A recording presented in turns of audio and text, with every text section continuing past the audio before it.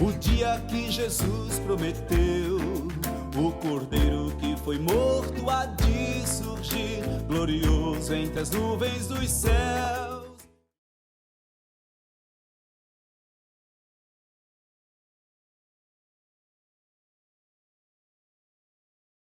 Então o Lucas vai orar. Vamos nos colocar de pé para acompanhar a oração do Lucas.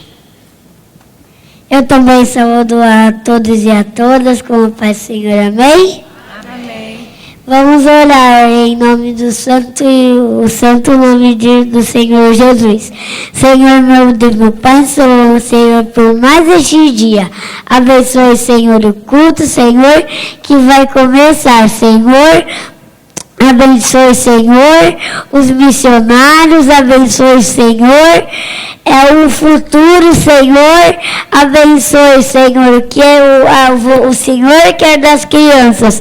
Senhor, abençoe todos aqueles que nele crê, mas não perecerão, mas vão ter a vida eterna. Senhor Deus Todo-Poderoso, que criou os céus e a terra. Obrigado, Senhor, por tudo que tem feito em nossas vidas. Abençoe, Senhor, todos aqueles que estão aqui e os que não puderam vir, Senhor, que eles possam ter outra oportunidade, Senhor, se assim quiser nos conceder. Abençoe, Senhor, o ano que vem, a próxima APEC, a 25ª APEC, Senhor, se assim quiser. Abençoe, Senhor, todos que estão aqui e os que não estão. Obrigado por tudo que tem feito em nossas vidas. Abençoe, Senhor, o culto. Obrigado, Senhor, por tudo que tem feito em nossas vidas. Abençoe, Senhor, os que não conhecem a Tua palavra, mas que possam conhecer. Em nome do santo, poderoso nome do Santo Jesus. Amém. Amém. Pode tomar assento em nome de Jesus, amém. Obrigado, querido. Eu agradeço por ter dado. Eu quero apresentar a Viviane, eu ia falar Mariana, olha só. A Viviane, nós vamos agradecer pela oferta levantada. A Viviane, ela é missionária da PEC lá em Goiás. Seu esposo, o pastor João Sérgio, não pode estar conosco. Eles estiveram num projeto em Moçambique, ele está com um problema sério de coluna, vendo tratamento. Nós vamos orar por ele, não só por ele, mas já alguma irmã me procurou, não guardei o nome. Há uma pessoa que era inclusive para estar aqui, mas está enfrentando problema de saúde, e acho que muitos aqui estão passando por esse momento de gente que está enferma, doente, precisando de um toque, e nós vamos clamar a Deus. Cadê a irmã que me procurou para... Como é o nome da pessoa lá que você falou? Vamos orar então. Nós vamos orar então nesse instante, agradecendo pela oferta, pedindo pelo João Sérgio, e eu queria então que a Viviane depois compartilhasse algo conosco, que é bem especial. Vamos com as nossas frontes de oração. Amado Deus e Pai, te louvamos, porque o Senhor é o dono da vida, o Senhor controla todas as coisas, a nossa vida está nas tuas mãos, e pela tua soberania nos colocaste aqui juntos, nesses dias aqui, nesta localidade, para diante da tua palavra, olharmos realmente esse desafio de preparar as nossas crianças para os tempos difíceis. Nós nem podemos imaginar o que nos espera na frente, mas ajuda-nos, ó Deus, a levar os nossos filhinhos, nossos filhos e netos ao conhecimento da salvação em Cristo Jesus. Obrigado por esta oferta que foi levantada agora, que o Senhor possa abençoar de tal maneira que ela traga apenas honra e glória para o nome do Senhor no uso que será feito dela. E também te pedimos por aqueles que estão agora enfermos, passando por dificuldades na área da saúde, como já foi mencionado o pastor João Sérgio, outros colegas nossos, Cibele, esposa do Zilton lá da Bahia, pessoas que sempre estão conosco no congresso, como a Darlene, está enfrentando um câncer tão violento, esta irmã que compartilha desta pessoa que está doente agora, e tantos outros aqui. Estende as tuas mãos, como só o Senhor sabe e pode fazer, dando alívio, dando a cura, dando a bênção que cada um deles necessita. E nós te pedimos isto para o teu louvor e glória também, em nome de Jesus. Amém. Tá bom? Boa noite a todos, a graça e a paz do Senhor Jesus.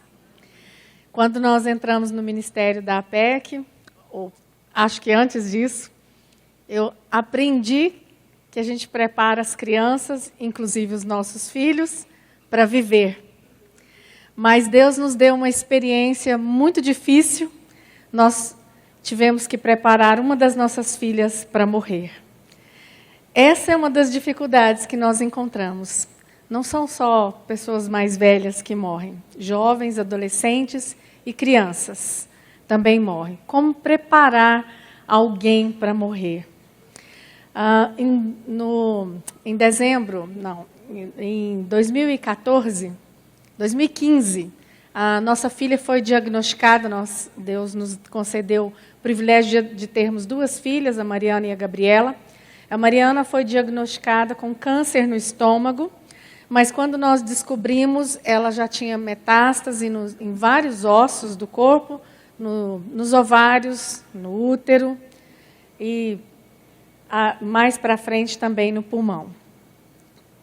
Os médicos já disseram logo de cara, nós não temos o que fazer. O que nós vamos fazer é com que ela sobreviva o melhor possível até o dia que ela partir.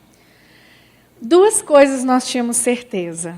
Uma, o nosso Deus é o Deus que cura. E se Ele quer glorificar o nome dEle, curando a Mariana, Ele vai curar. A outra certeza que nós tínhamos é que a Bíblia diz que antes mesmo de nós nascermos, Deus já escreveu a nossa história. Cada um dos nossos dias.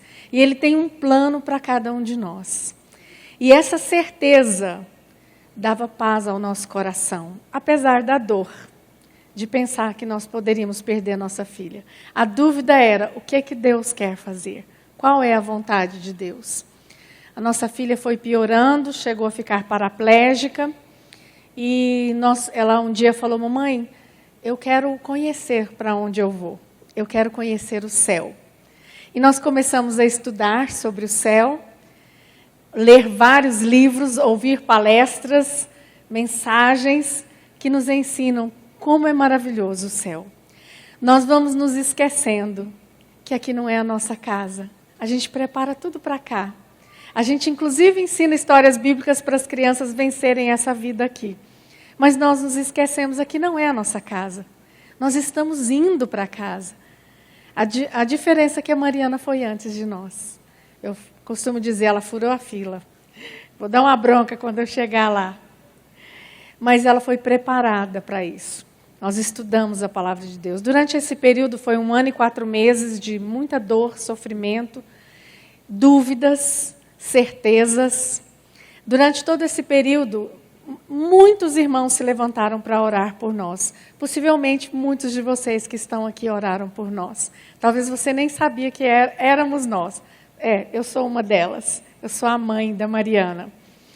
E eu fiquei impressionada com a família de Deus. Como é linda a família de Deus. Nós não estivemos sozinhos em nenhum momento. A paz do Senhor, a graça de Deus, ela era maior do que a dor que nós tínhamos dentro da nossa casa. E nós, cada dia, ouvimos o que Deus tinha para ensinar. Então, como era muita gente para ser informada, eu comecei a escrever no Facebook, que jeito que a Mariana estava, o dia que ela foi ao médico, o que Deus tinha falado ao meu coração, o que Deus estava falando conosco dentro de casa, o que Ele estava nos ensinando, os livros que nós lemos, as músicas que nos inspiraram, que nos fizeram pensar no céu, olhar para Jesus, confiar na soberania do nosso Deus, que sabe de todas as coisas. Eu fui escrevendo no Facebook. Muitas pessoas falavam, escreva um livro, escreva um livro. Naquela época eu nem pensava em escrever o livro. A gente só dizia, Mariana, Deus, se for a vontade de Deus, você será curada e nós vamos sair por aí testemunhando o que Deus fez na sua vida. Nos últimos dias, ela disse, mamãe, você vai testemunhar por nós o que Deus fez na nossa casa e na minha vida.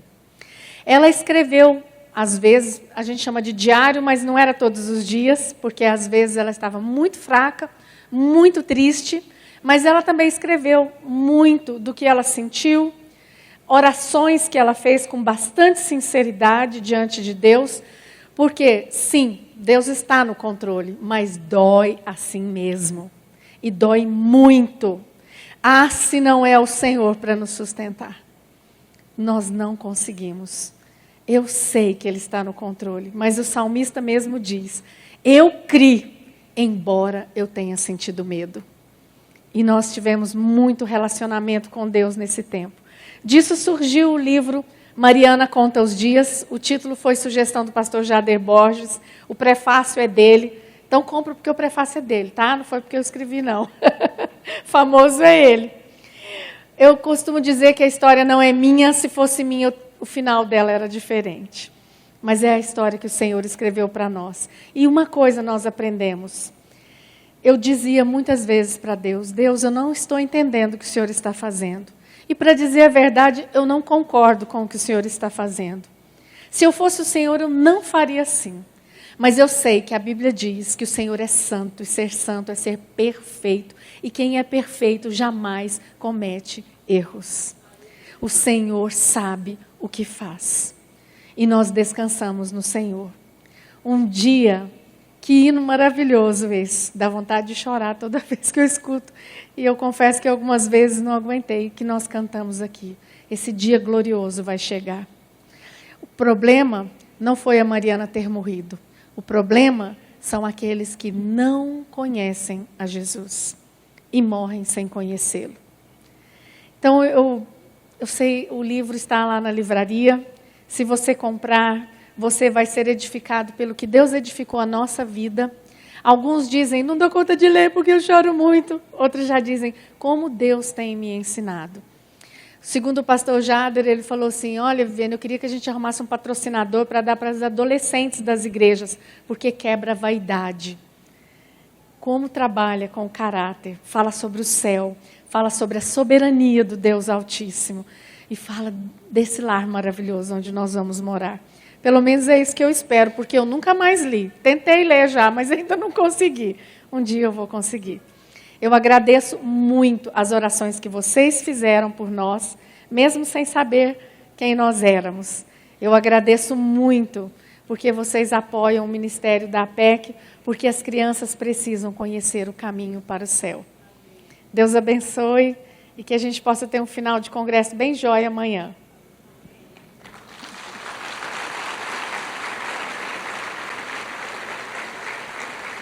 Ele pediu para eu orar por ele, eu falei, vou quebrar seu galho. Olha, vê se pode, né? Uma honra dessa. Pai querido, amém. Obrigada, porque o Senhor é o nosso Deus. Amém, Senhor. Senhor, que coisa maravilhosa lembrar a sua grandeza, a sua soberania e o seu amor por nós, amém. Apesar de nós. Amém.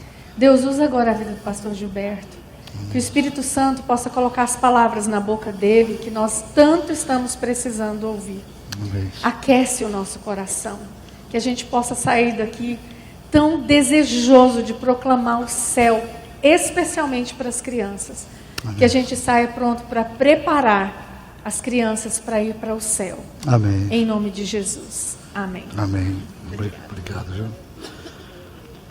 Hoje, excepcionalmente, a livraria vai ficar aberta até o último que sair de lá, tá bom?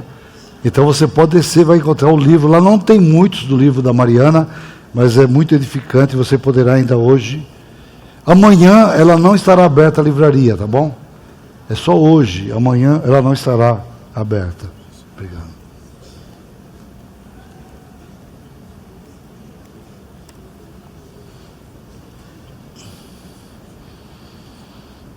Só porque não tinha saído. Criança? Como chama? Isso aqui, né?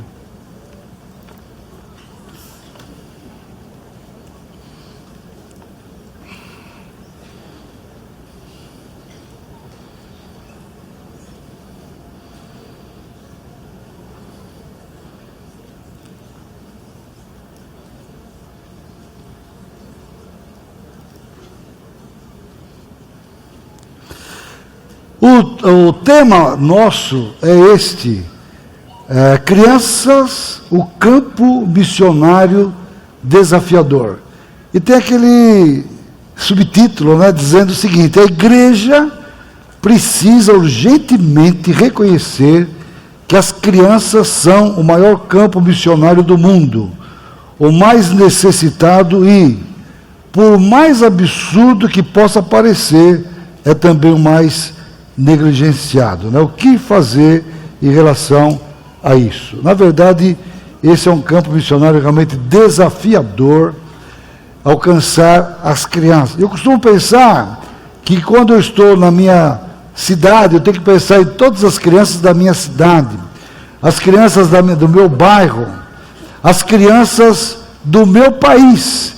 E o Brasil hoje tem um exército de mais de 60 milhões de crianças. Uma vez a gente fez um exercício de pensar como seria se todas essas crianças fizessem um grande desfile aqui na nossa frente. Então nós colocaríamos de 6 em 6, 1, 2, 3, 4, 5, 6 alinhadinhas aqui, em fila, talvez começando dos mais pequenininhos. Vamos pensar na janela 4, 14, dos 4 anos, depois de 5, 6, todas as crianças brasileiras marchando.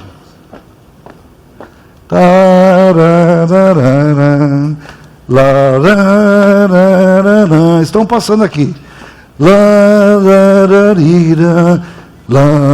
Estão passando. Todas as crianças. De repente você vê o seu netinho ali. Olha lá, é meu neto, né? Está marchando. O outro fala, meu filho ali, né? E está passando. Minha filha da minha vizinha. E é o desfile. Tipo o desfile parada militar no dia 7 de setembro. Todas as crianças. Quanto tempo a gente ia ficar ali olhando? E as crianças estão passando. E você... Quanto tempo você vai ficar olhando até todas passarem? Quanto tempo? Olha, você faz a conta, a cada segundinho, de 6 em 6, multiplica por 60 milhões, divide, faz a conta de matemática. É igual aquele negócio que o professor Adalto falou. Você tem uma distância, multiplica bilhões por trilhões e não sei o quê, né? E depois você vê que Deus mediu a palmos, né? Essas crianças todas marchando, nós ficaríamos aqui pelo menos 4 anos, 8 meses, mais 12 dias e algumas horas. Já pensou você ficar 4 anos assim? O menino começou a marchar com 5 anos. Ele vai chegar com 9 lá na frente. Chegar com 9. É muita criança. E nós não estamos alcançando. E como diz aqui a nossa proposta, o campo missionário mais necessitado e desafiador. Por que está acontecendo? Eu diria, é o maior campo. Numericamente falando, e a gente sabe que tem havido uma redução da taxa de natalidade. Aliás, uma coisa que eu esperava que os preletores fizessem e não fizeram, eu vou fazer. Vamos aumentar a taxa de natalidade, pessoal. Vamos aumentar. Se a herança do Senhor são os filhos, por que só um? Não dá, né? Não dá. Veja bem, se você pode dizer que o seu menino vai ser um profeta do Altíssimo, olha, pelo menos uns 4, 5, né? Eu só consegui chegar a 3. O meu irmão foi para 4, né? O Gerson vai ter. Mas olha, se você tem essa perspectiva de que eles são do Senhor, vale a pena aumentar a taxa de natalidade. Então eu estou falando aqui, eu deixo o desafio.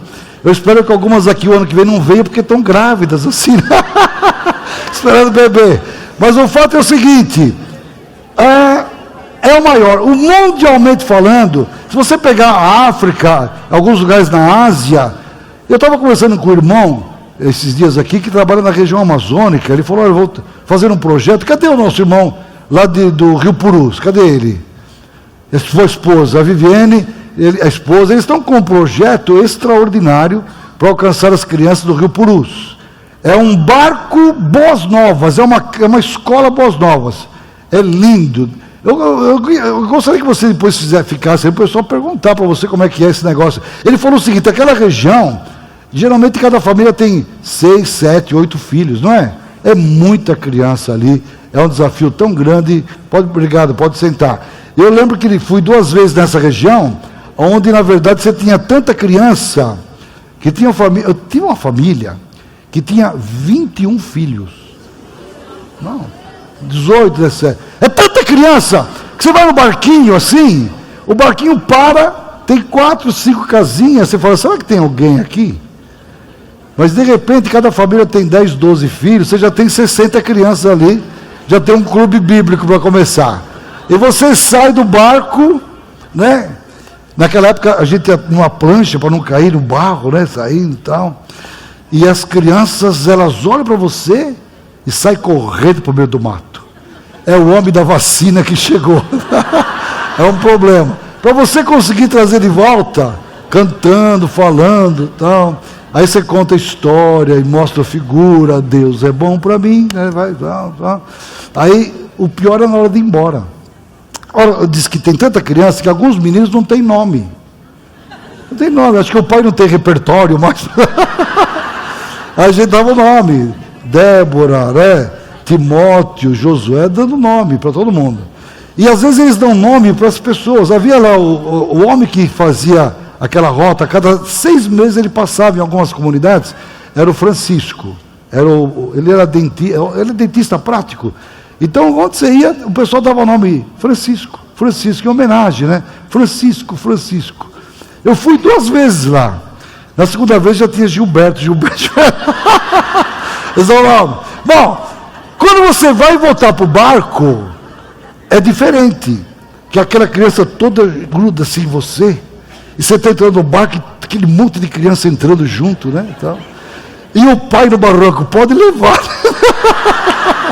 Pode levar. É muita criança. É o maior campo no mundo, mundialmente falando. Mais de 50% da população mundial está abaixo dos 14 anos. Eu achei interessante o conceito que o Dan Bruce trouxe, que ele hoje trabalha de 18 para baixo. É interessante. Se a gente pensar em 18 para baixo, então, é um imenso desafio missionário alcançar essa geração. E que também é o mais necessitado, é o mais negligenciado. E a gente poderia perguntar, né, por que será isso? O que está acontecendo? E nesse contexto, eu queria que a gente abrisse a palavra de Deus num texto lá de João, capítulo 4, versos 34 a 36. O texto diz assim: não dizeis vós, ainda há 4 meses até a colheita? Eu, porém, vos afirmo, erguei os olhos e vede os campos, pois já estão brancos para a colheita. Uma outra versão diz assim: não dizeis vós, ainda há 4 meses até que venha a ceifa? Ora, eu vos digo, levantai os vossos olhos e vede os campos que já estão brancos para a ceifa.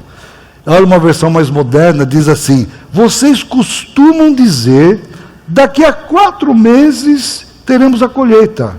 Mas olhem e vejam bem os campos. O que foi plantado já está maduro e pronto para a colheita. Eu queria que nesta noite a gente pudesse realmente erguer os olhos para ver.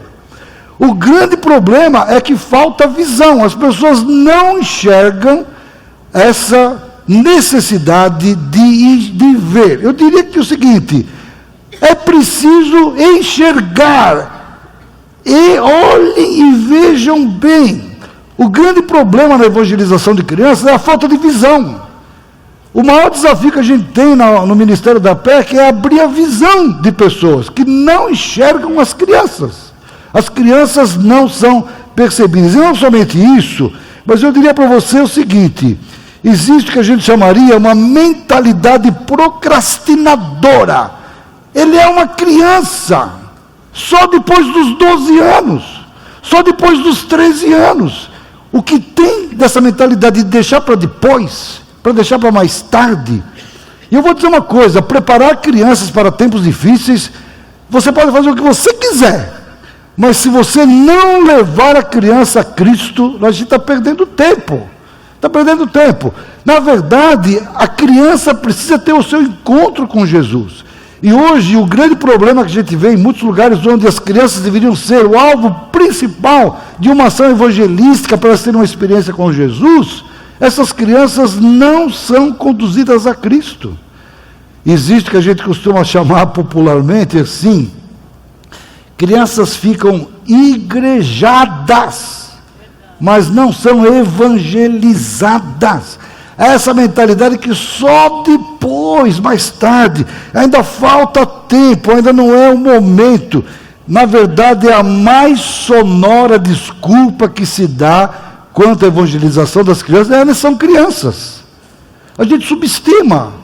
É simplesmente assim. Eles não conseguem entender. Eles não conseguem absorver. Eles não conseguem imaginar as coisas concretas, etc. Só mais tarde. Então a gente deixa para depois. Olha, eu tenho experiência, a minha esposa mesmo, de participar de um encontro com mais de 500 professores, onde eles diziam com todas as letras ali que não se deve falar de pecado para a criança. Que pecado é uma coisa muito negativa. Uma coisa que me deixa irritado mesmo hoje em dia é a mentalidade que com criança você tem que ser palhaço. O pessoal pensa para trabalhar com criança é botar nariz de palhaço, é botar uma roupa colorida, é fazer gracinha, fazer entretenimento, é tudo aquilo. O negócio é assim, oba-oba. O pessoal pensa que a criança é boba. E as coisas de Deus não são ensinadas, não pode falar de pecado, não pode falar da morte de Jesus. E nesse encontro de mais de 500 pessoas, eles diziam, ali, pessoas de várias partes do Brasil, eles diziam, só depois dos 12 anos de idade. Porque segundo os estudos dos educadores, aí vem aqueles educadores famosos, né? Vários deles que são contra essa questão de uma criança ser levada a Cristo. Nós já tivemos aqui, mesmo no Brasil, um professor de seminário teológico que escreveu uma tese dizendo que é o maior absurdo que se pode cometer é você fazer uma criança memorizar versículo. Ele disse, Viviane, que você falar do céu para uma criança, você deixa essa criança alienada. Como é que você vai falar do céu? Inclusive ele criticou a PEC. Nós temos um cântico, céu como és lindo, tão lindo, céu como és lindo, tão lindo, pecado e cuidado não há em ti, céu como és lindo, tão lindo. Ele diz assim, olha o que a PEC ensina, falando do céu lindo, e a criança não percebe os problemas sociais, ela fica alienada, é um cidadão que não tem valor. Como é que eles vão ensinar sobre o céu, que se nunca ninguém foi para o céu, para ensinar sobre o céu, uma coisa que nem sabe se existe? Um pastor, professor de seminário, falando uma bobagem dessa. Você pode imaginar o problema? É séria, é falta de visão, achando que a criança não pode entender. E não somente isso, você já reparou a demora em perceber as crianças? Só no final do século XIX, olha, nós estamos há 2000 anos de história da igreja, foi que surgiu uma voz, a voz do Spurgeon. Ele levantou uma voz muito forte. A editora Shedd lançou um livro aqui no Brasil chamado Pescadores de Crianças. O Spurgeon era um sujeito que ele pregava a palavra de tal convicção, foi um homem de Deus extraordinário. A gente tem vários livros em português já dele, e ele tinha uma perspectiva de evangelizar crianças extraordinária. Ele dizia que os melhores crentes que ele tinha eram aqueles que tinham se convertido desde a infância. E ele chegou a dizer uma frase assim, crianças de 5 anos são regeneradas tanto quanto os adultos. Ele levantou a voz em favor da evangelização e discipulado das crianças. Mas veja bem, 19 séculos depois que Jesus disse, deixai vir a mim os... Ninguém falava de evangelização de crianças. É claro que Lutero, na Reforma, foi um homem também que se levantou a favor das crianças, a gente percebe isso. Wesley, que foi na época do avivamento metodista, ele chegou a dizer, se a gente não alcançar as crianças, esse avivamento vai desaparecer rapidamente. E o Dan Brusting falou aqui para nós, uma frase que o ISB também usa, que está na nossa Bíblia de Recursos, que uma geração apenas separa a igreja da extinção. Se a gente não alcançar as crianças, o que vai ser? Agora, teve uma pessoa que ouviu a voz do Spurgeon, foi Overholtzer. Overholtzer, ele ouviu a voz do Spurgeon. Ele era um pastor, já chegando aos seus 60 anos nos Estados Unidos, Jesse Overholzer. E quando ele leu que uma criança de 5 anos podia ser regenerada, tanto quanto adulto, ele ficou inconformado. Como é que é possível uma coisa dessa? E o que aconteceu foi o seguinte: ele foi o homem que começou a testar. Falava com uma criança aqui, outra criança ali, usando aquelas cores, né, do livro Sem Palavras que a gente usa hoje. A história do livro Sem Palavras é muito bonita. E o que aconteceu? Esse homem foi usado por Deus para vir a ser, inclusive, o fundador da PEC. E em 1937, oficialmente, começou essa organização. E ele tinha uma visão tão grande das crianças, de orar chorando por elas. Porque ele começou lá em Chicago, fazendo algumas experiências com as crianças. Logo as pessoas foram sabendo, já queriam saber como fazer. Ele já começou a treinar algumas pessoas para isso, e a coisa avançou de tal maneira. E ele visitou o Brasil em 1940 e 41, e o Brasil foi o primeiro país a ter esse trabalho, começando lá na Paraíba, o trabalho da PEC no Brasil. 2 anos na Paraíba, com um missionário inglês, depois veio para São Paulo, e hoje a obra se estendeu para o mundo inteiro. Mas eu fico pensando, apesar de nós estarmos hoje em todos os continentes, e no Brasil já vai para 80 anos, a gente ainda chega em muitos lugares onde as pessoas não percebem as crianças. As pessoas não percebem as crianças. É uma coisa realmente desafiadora, a falta de percepção realmente, é uma demora em perceber as crianças. Eu vou dizer uma coisa para você, sem visão, é impossível preparar crianças para os tempos difíceis. Vocês levantaram as mãos na pergunta do Dan Brewster aqui. Eu diria para vocês, 80% daqueles que hoje nasceram de novo, se arrependeram dos seus pecados, creram em Cristo, teve um novo nascimento pela fé na obra de Jesus lá na cruz, que hoje fazem parte do corpo de Cristo. Eles se converteram, na verdade, quando eram crianças. Olha, recentemente na nossa revista Evangelista de Crianças, publicamos um artigo no número anterior, do pastor Ebenezer Bittencourt, que é o presidente do Ragai aqui no Brasil. E ele conta que ele, com 12 anos, ele foi na cidade aqui perto de Sumaré, Casa Branca, ele fez um cursinho quando era menino da PEC ali. E com 12 anos ele fez aquele cursinho, recebeu a Cristo.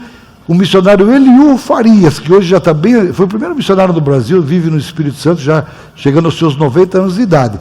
E ele então começou com 12 anos um clubezinho bíblico na casa de uma senhora, ficava em frente do cemitério. Até na revista a gente colocou a foto. E ele começou ali evangelizando. Aí convidaram ele para falar num culto de quarta-feira na igreja. Quando ele falou na igreja, uma senhora falou: olha, você fala muito bem, você tem futuro. E ele hoje prega no mundo inteiro, ele é uma pessoa super conhecida, tem livros escritos, e ele então está dizendo o seguinte: a gente não pode desprezar o dia dos humildes começos. E ele começou quando era uma criança. E sabe, quantos pastores, quantos líderes, quantos servos de Deus, os melhores presbíteros, os melhores diáconos, os melhores pastores que nós temos, se você for perguntar, ele tem uma raiz desde a infância. Irmãos, evangelizar as crianças, talvez eu vou ser radical aqui, é a única maneira de preparar crianças para os tempos difíceis, não há outra. Leve o seu filho a Cristo.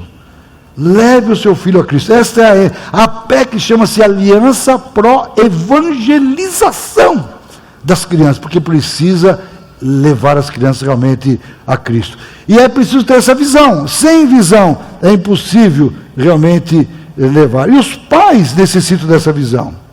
Os pais são aqueles que são os primeiros mestres dos seus filhos. Os pais precisam ter visão. O privilégio de levar o filho a Cristo é do pai e da mãe. E, na verdade, os pais que obedecem Deuteronômio 6, de 1 a 9, são pais com visão. Vamos ver se você tem visão ou não. Aqui, pode ser considerado um pai e uma mãe de visão, se ele obedece Deuteronômio 6. Se não obedece, já está desclassificado. O que é que diz Deuteronômio? Estas coisas que eu vos ordeno estarão no teu coração. Tu as inculcarás a teus. Ele começa a dizer o seguinte: amarás ao Senhor teu Deus de todo o teu coração. Estas coisas que eu te ordeno estarão no teu coração, né? E você vai inculcar, falando pelo caminho e tal. Há uma responsabilidade de você passar para o teu filho e o filho do teu filho. A gente viu hoje sobre os avós, né? Você vai fazer isso com o teu filho e com o filho do teu filho. Sempre abrange os netos, sempre. Você vai encontrar várias vezes na Bíblia essa questão. Tu, o teu filho e o filho do teu filho. Onde é que você entra num lar que a criança levanta de manhã, o ambiente é da palavra de Deus? Sai para a escola, para qualquer lugar, a palavra de Deus. Senta para uma refeição, para uma conversa, é a palavra de Deus. Na hora de dormir, na hora que vai dormir, é a palavra de Deus. Todos os fatos do dia a dia sendo assim reorganizados à luz da palavra de Deus. As notícias que chegam, as coisas que acontecem. Onde estão essas pessoas? Se a gente pudesse entrar secretamente nos lares dos crentes, será que a gente viria esse ambiente? Lamentavelmente, o grande problema são pais sem visão.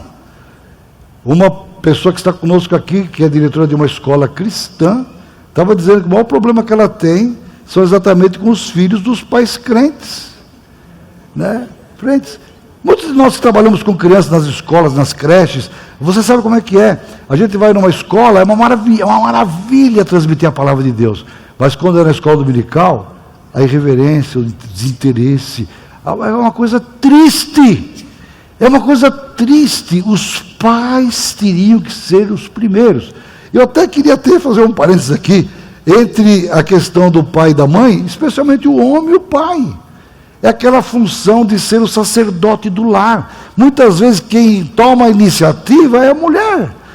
Às vezes eu vou falar pelos homens, às vezes os homens são uns bananas. Deviam ser um pouco. Eu falei da Sofia Miller, né? Uma mulher que foi para um lugar tão difícil. No ministério com crianças, eu fico pensando, se não fossem as mulheres, onde estaríamos nós? Graças a Deus que tem homens aqui, né? E Deus está levantando mais homens para ter essa visão. Mas os pais têm que ser os primeiros a ganhar os seus filhos para Cristo. Não tem como preparar a criança para um tempo difícil se o pai e a mãe não têm esta visão. E eu queria que a gente fizesse uma oração aqui. Na verdade, está na hora de fazer uma oração aqui.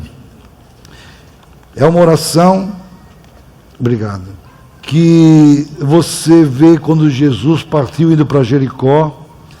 Saindo de Jericó, juntamente com os discípulos, numerosa multidão, Bartimeu, certo mendigo, filho de Timeu, estava sentado à beira do caminho, e ouvindo que era Jesus o Nazareno, ele pôs-se a clamar: Jesus, filho de Davi, tem compaixão de mim.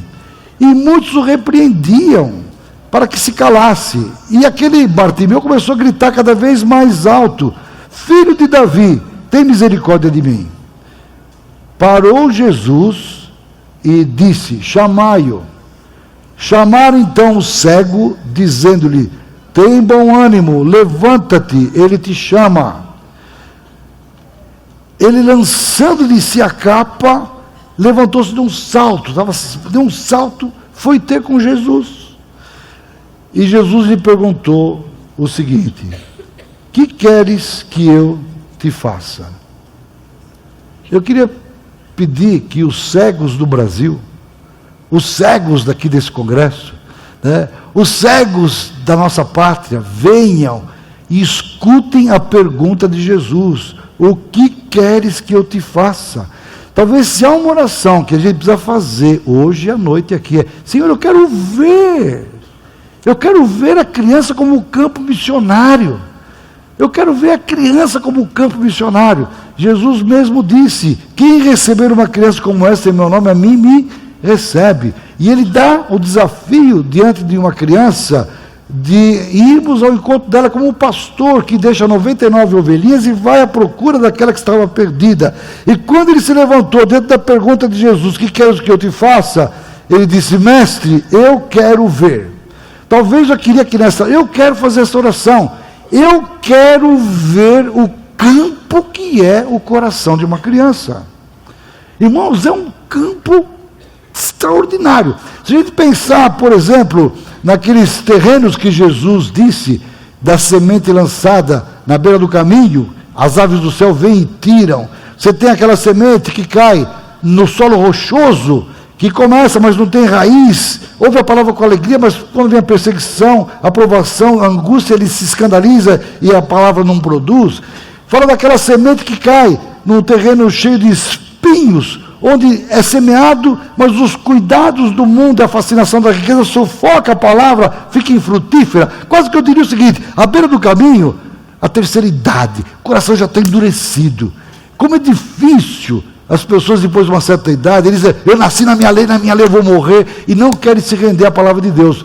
Já aqueles são o solo rochoso, a idade adulta, o camarada só pensa em ganhar dinheiro, ele não tem interesse nas coisas de Deus. Os jovens estão fascinados pelas as fascinações desse mundo, querendo buscar status, querendo buscar realmente aquilo que satisfaz os seus apetites e da carne. Mas as crianças, é o coração bom, aquela boa terra. Senhor, me abre os olhos, eu quero ver o campo que é o coração de uma criança, para poder semear ali, onde produz 30, 60 e 100 por um. De cada 100 missionários que deixam a sua cultura, para poder aprender uma nova língua, uma nova cultura, quase que mais de 92, 93%, desde a infância. É uma coisa extraordinária isso daqui. É muito difícil uma pessoa de uma idade adulta vir a ser usado por Deus. É claro que há, mas alcançar uma criança para Deus é uma vida inteira para servir ao Senhor. O que queres que eu te faça? Como um cego Bartimeu: Senhor, eu quero ver. Abre meus olhos. Nós temos que abrir os olhos. E talvez a coisa mais difícil para a gente fazer, saindo de um congresso como esse, é fazer com que outras pessoas abram os olhos. Que a gente abra os olhos. Que um avivamento venha no nosso país, através do alcance das crianças. Nós precisamos realmente enxergar essa realidade. Agora, há uma segunda coisa que precisa ser feita. Além da visão, é preciso ação. Esse texto de Mateus 18, 11 a 14, é daquela parábola do homem que tinha 100 ovelhas, e Jesus diz: o Filho do Homem veio buscar e salvar o que estava perdido. O que vos parece? Um homem tem 100 ovelhas, uma delas se extraviou, ele vai pelos montes à procura daquela que estava perdida. É incrível essa ação do pastor. Então eu diria o seguinte: visão e ação. Na verdade, a criança tem que ser bem recebida, maravilhosamente bem recebida. Quem recebe uma criança como essa, a mim me recebe. Jesus já dá o escopo da criança como uma obra missionária. Ele diz: não façam tropeçar nenhum desses pequeninos, não desprezeis a nenhum desses pequeninos. O Filho do Homem veio buscar o que estava perdido. E ele termina aquela passagem clássica de Mateus 18, no versículo 14, dizendo: não é da vontade do Pai que um só pequenino se perca. Isso significa o quê? Eu tenho que ir atrás. Eu tenho que ir atrás das crianças. Nós temos que sair. Irmãos, eu quero fazer um apelo aqui, para a gente sair das 4 paredes, irmão. Vamos sair das 4 paredes. Já pensou se cada igreja aqui representada tivesse pelo menos 3 clubes bíblicos na casa dos crentes, alcançando as crianças da vizinhança? Vamos buscar.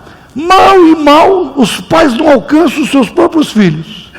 Às vezes não temos pessoas para alcançar as próprias crianças na igreja. E o que pensar aquelas que estão fora, que é a grande maioria?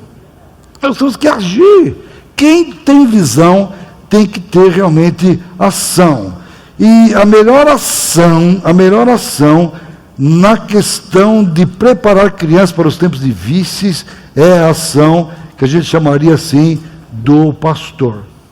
Quando Jesus colocou aquela criança no meio deles, disse: olha, se não vos convertedes, não vos tornares como criança, de modo algum entrareis no reino dos céus. Nada identifica melhor a ação de alguém que tem visão como a ação de um pastor. Eu até diria para você o seguinte: a visão da criança como campo missionário conduz a uma ação missionária. Missionários entre as crianças. Se a gente pudesse sair daqui, todos nós, como missionários da janela 414. Ao terminar esse congresso, a gente na APEC no Brasil chama janela 014. Desde bebezinho, né? Desde pequenininho. Sai daqui, eu sou... Quem que você é? Eu sou um missionário da janela 014. A visão do campo missionário me leva realmente a agir. E como eu mencionei, é o trabalho do pastor que mais realmente identifica a ação que nós devemos ter. Um pastor, ele age em três dimensões. A gente diria o seguinte: a primeira dimensão é procurar os perdidos. Então, eu sou um missionário entre as crianças, da janela 4. O que eu vou fazer? Onde é que tem criança perdida? Primeiro vamos ver se tem alguma criança perdida em casa. Chega em casa e vê se o seu filho já se converteu. É isso mesmo. Nós temos tido não só experiência tão grande de alunos que vêm fazer os cursos da PEC e depois eles pensavam que os filhos já eram cristãos, nascidos de novo e não eram. E pode conversar com a criança e levar a criança a Cristo. Como também, nos cursos da PEC é notório, pessoas que vêm fazer o curso como professores de crianças que ainda não nasceram de novo.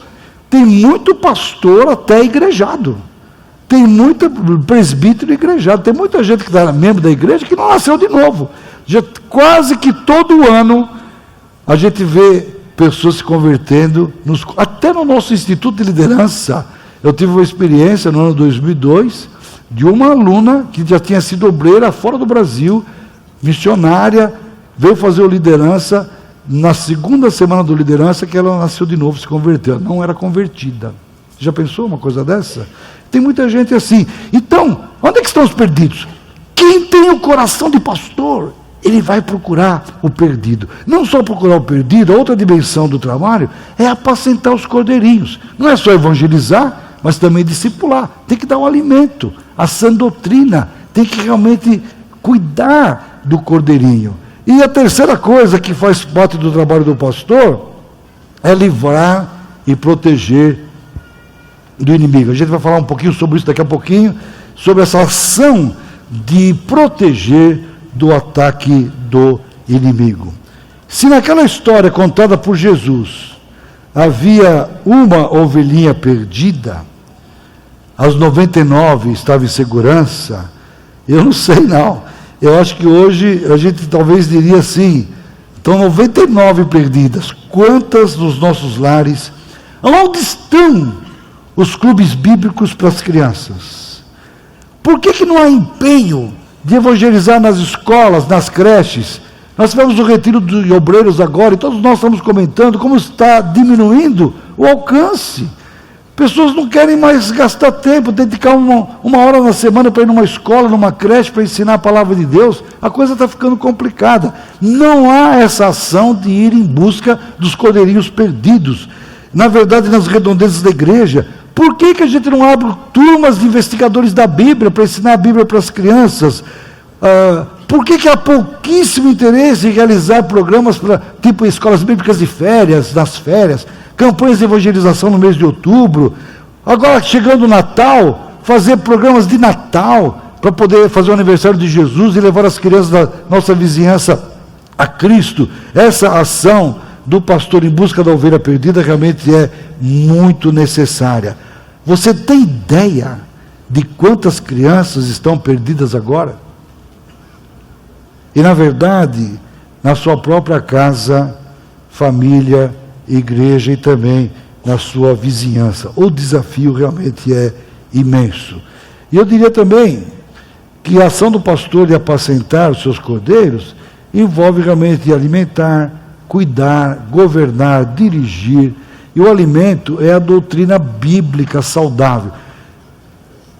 Trabalhar com criança, irmãos, não é coisa de palhaço, não é coisa de monitor, não é coisa de professor, é coisa de pastor.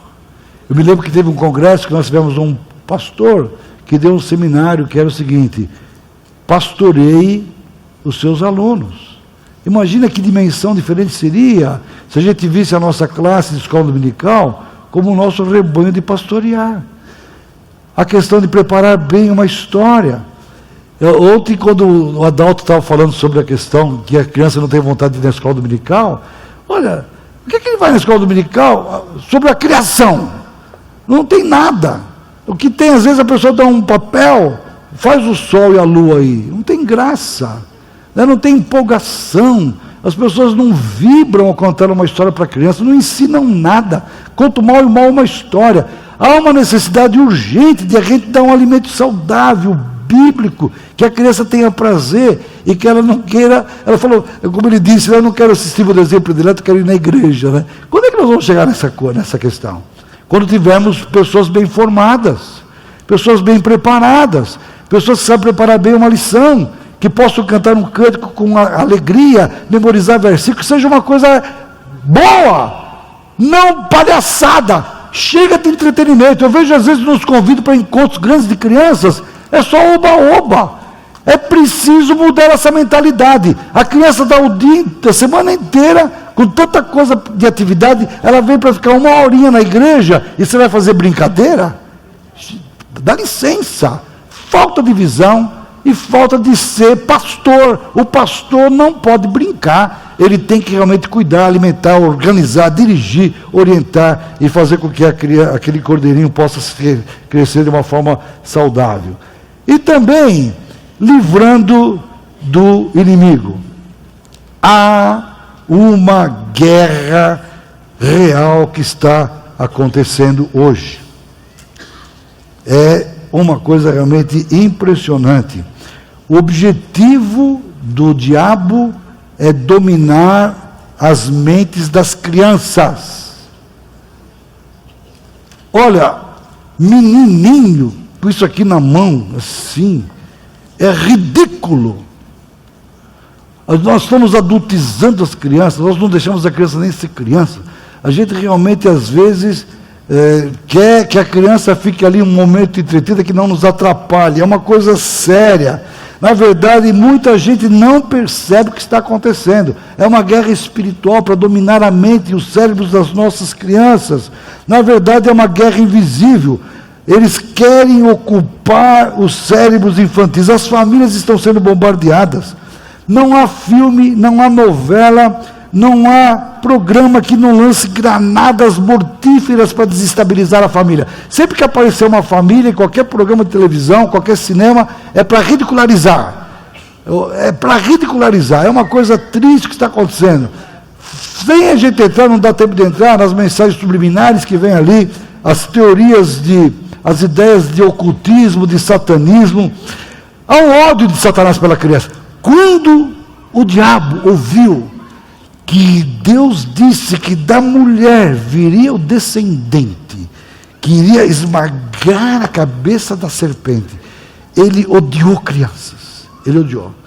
E o primeiro que nasceu, Caim, ele rodeou de tal maneira. Mais tarde a gente vai ver lá o apóstolo João dizendo que Caim era do maligno e até matou seu irmão. O irmão Dom Brusque falou sobre isso, lá de Belém. O choro de Belém, daquelas crianças, né?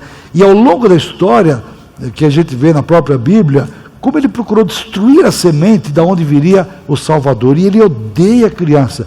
E ele realmente age de uma forma extraordinária. Os ataques do inimigo às crianças são uma coisa impressionante. As drogas. Tem uma coisa que a gente quer trazer mais adiante para falar sobre esse assunto. Por exemplo, sabe uma coisa que a gente tem que fazer hoje? Ajudar as crianças a não querer morrer. As crianças estão querendo morrer. O que tem de criança se suicidando é uma coisa absurda, irmãos. E a gente não enxerga o que está acontecendo. A coisa é triste. Como que nós podemos ir salvar essas crianças realmente das garras do inimigo?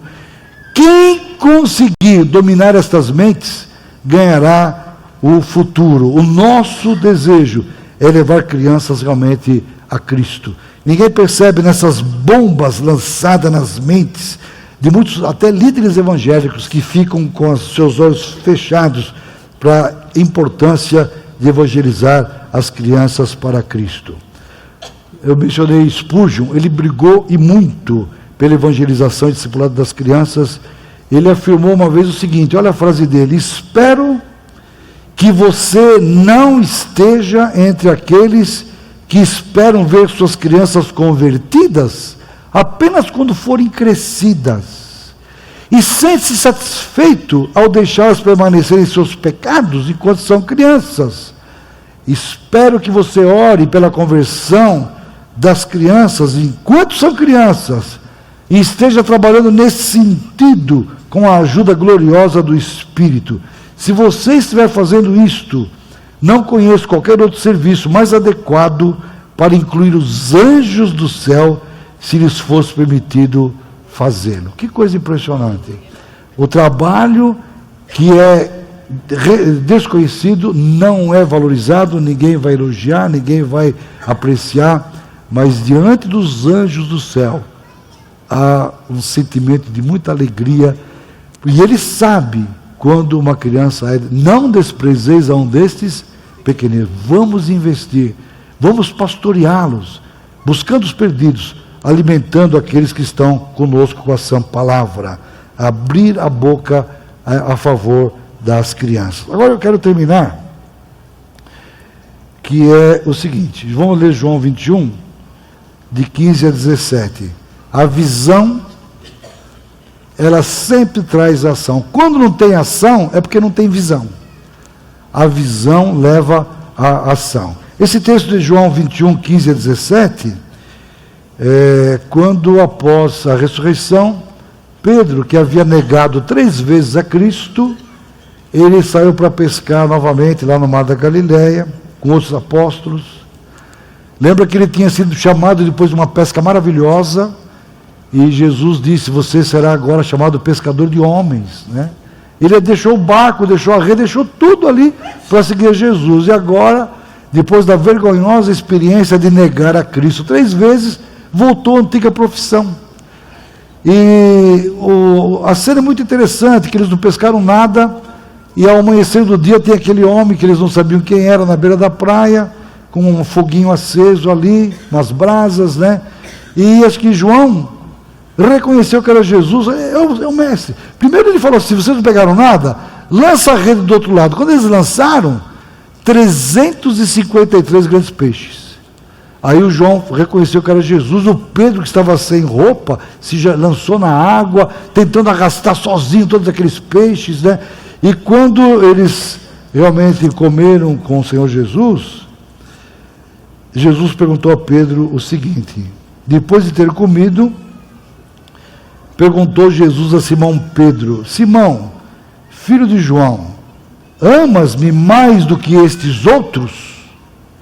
Ele respondeu: sim, Senhor, tu sabes que te amo. Ele lhe disse: apacenta os meus cordeiros. Tornou a perguntar-lhe pela segunda vez: Simão, filho de João, tu me amas? Ele lhe respondeu: sim, Senhor, tu sabes que te amo.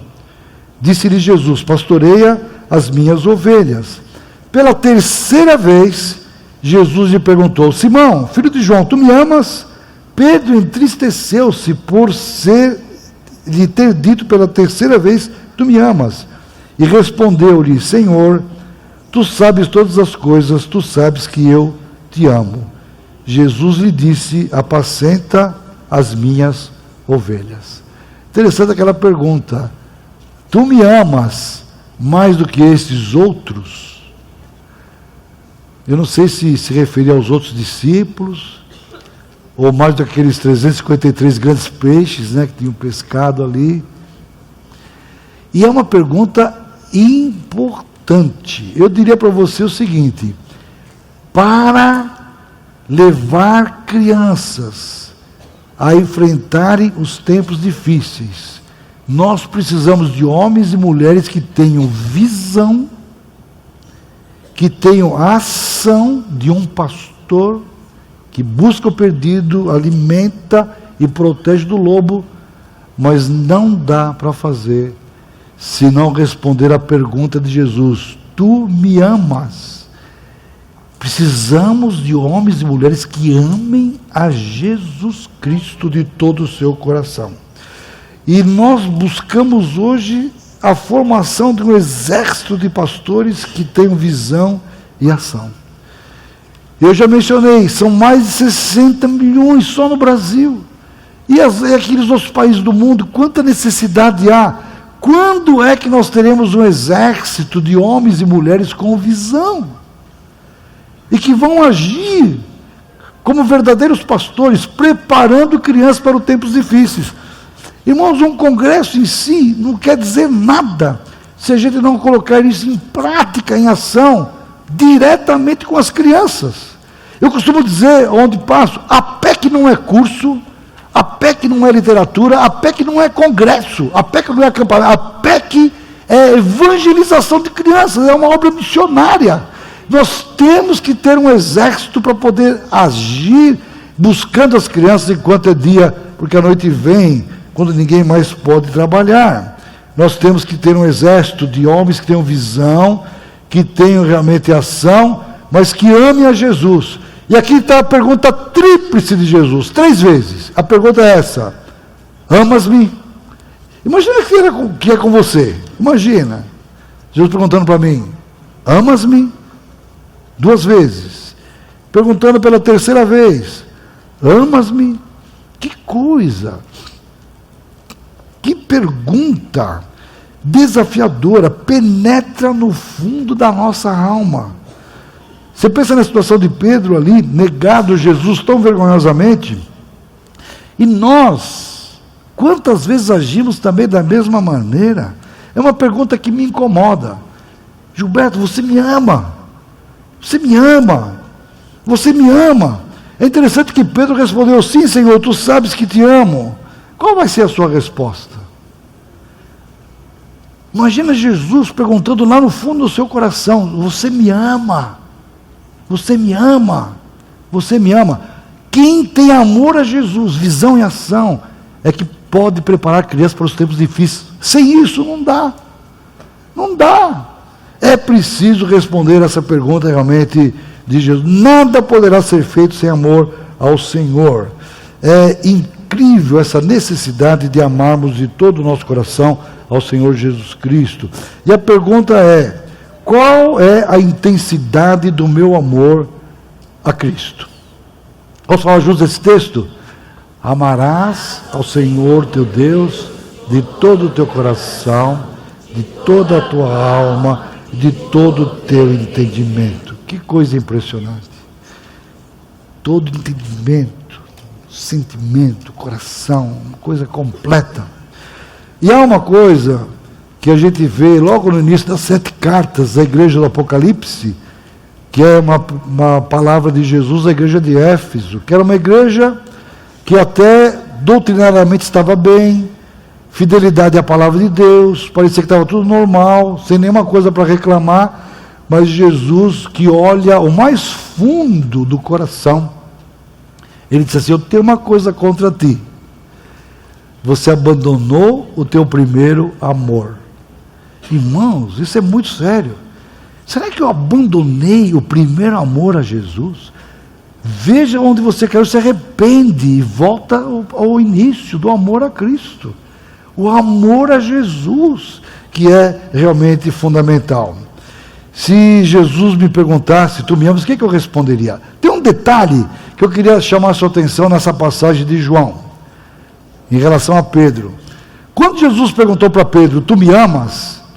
A palavra que ele usou é a palavra ágape, a palavra que Jesus usou. E a palavra ágape, você sabe, é aquele amor perfeito de Deus.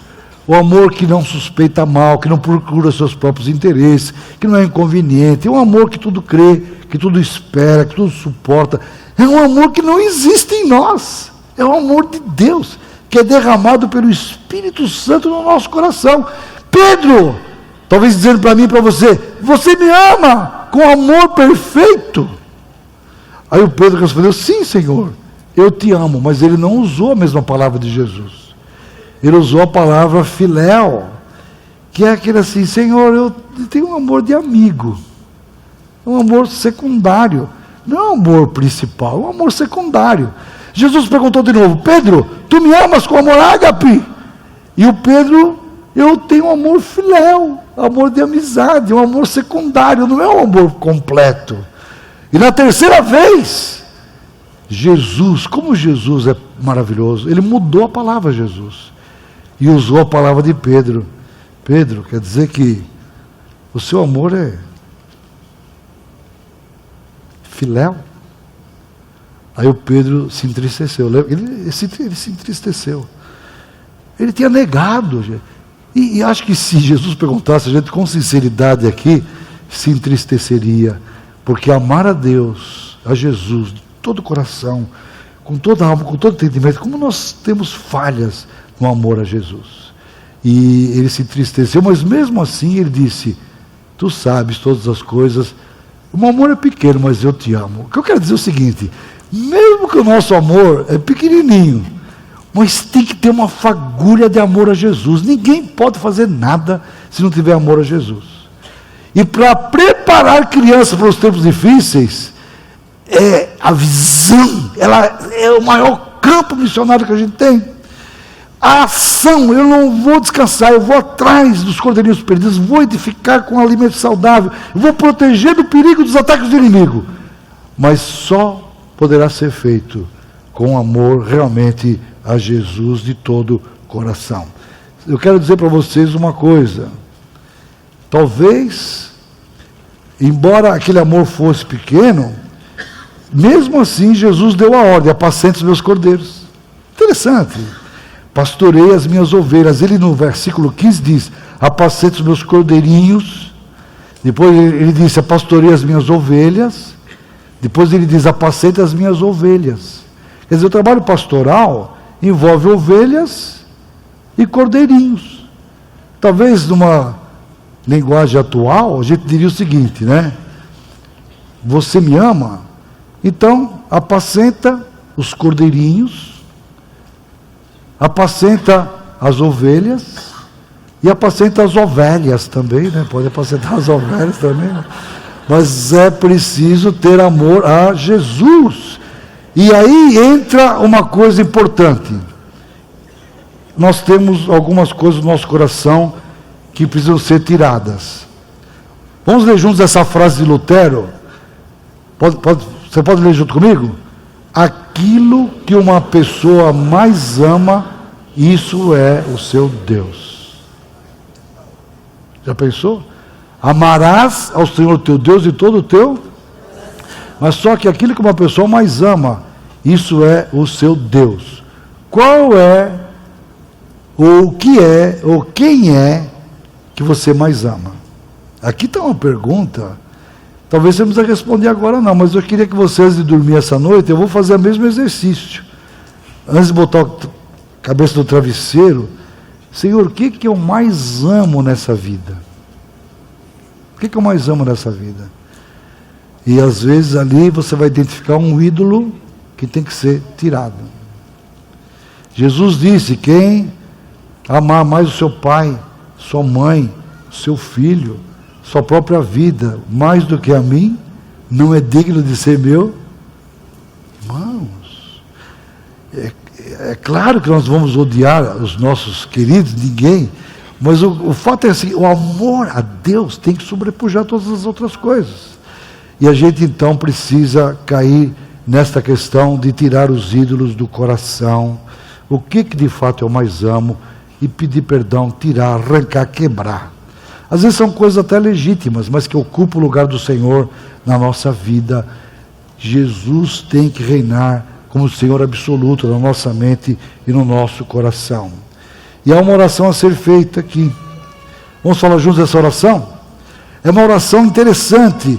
Ele diz que pelo Espírito Santo de Deus, com poder no nosso coração, Cristo se instala em nós de tal maneira que a gente possa compreender. Vamos falar essa parte aqui. Para que Cristo habite pela fé nos vossos corações, a fim de, estando arraigados e fundados em amor, poderes perfeitamente compreender com todos os santos qual seja a largura e o comprimento e a altura e a profundidade, e conhecer o amor de Cristo, que excede todo entendimento, para que sejais tomados de Deus. Essa é a necessidade nossa hoje, pedir que Ele nos faça plenos do amor de Deus, cheios realmente da sua presença. Acho que houve uma...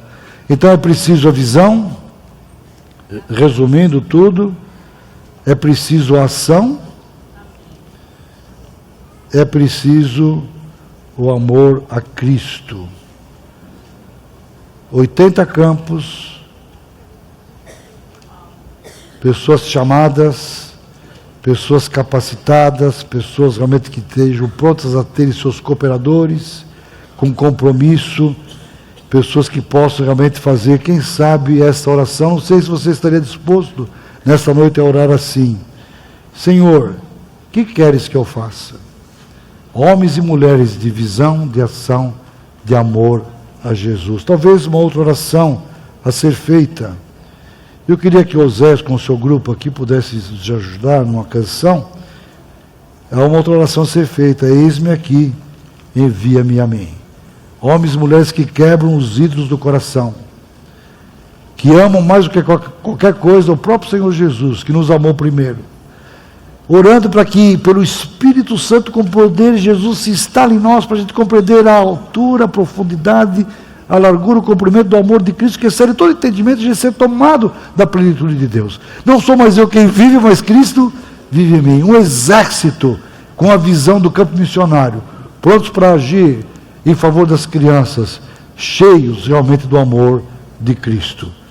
Amar a Jesus é a atitude do coração. A gente vai cantar essa música agora, que foi do congresso do ano passado. E há uma parte que diz assim: você quer ser um profeta entre as crianças? Deus pode usar a sua vida nesta noite.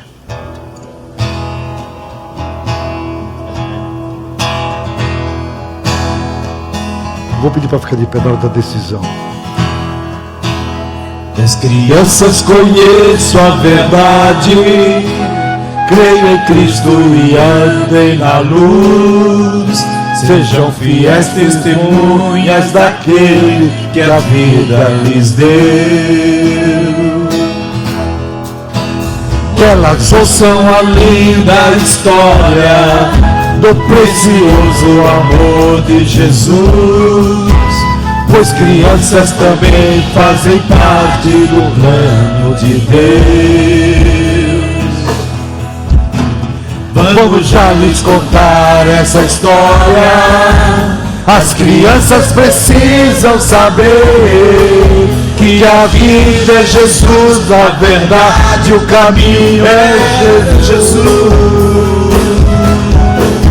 Queres tu ser profeta entre elas e contar aos meninos quem por eles morreu, pois crianças também fazem parte do plano de Deus. Uma criança pequena que seja, pode crer na mensagem da cruz e viver uma vida modelo do reino dos céus. Quem recebe em seu lar uma criança é como se recebesse a Jesus, pois crianças também fazem parte do plano de Deus. Vamos já lhes contar essa história. As crianças precisam saber que a vida é Jesus, a verdade, o caminho é Jesus. Queres tu ser profeta entre elas e contar aos meninos quem por eles morreu, pois crianças também fazem parte do reino de Deus. Que história tão linda é esta, quando Deus entre nós habitou, veio buscar e salvar a criança que aqui se perdeu. O pastor veio tão decidido pela ovelha que tanto amou, pois crianças também fazem parte do plano de Deus. Vamos já lhes contar essa história. As crianças precisam saber que a vida é Jesus, a verdade, o caminho é Jesus. Queres tu ser profeta entre elas e contar aos meninos quem por eles morreu, pois crianças também fazem parte do plano de Deus. Vamos já lhes contar essa história.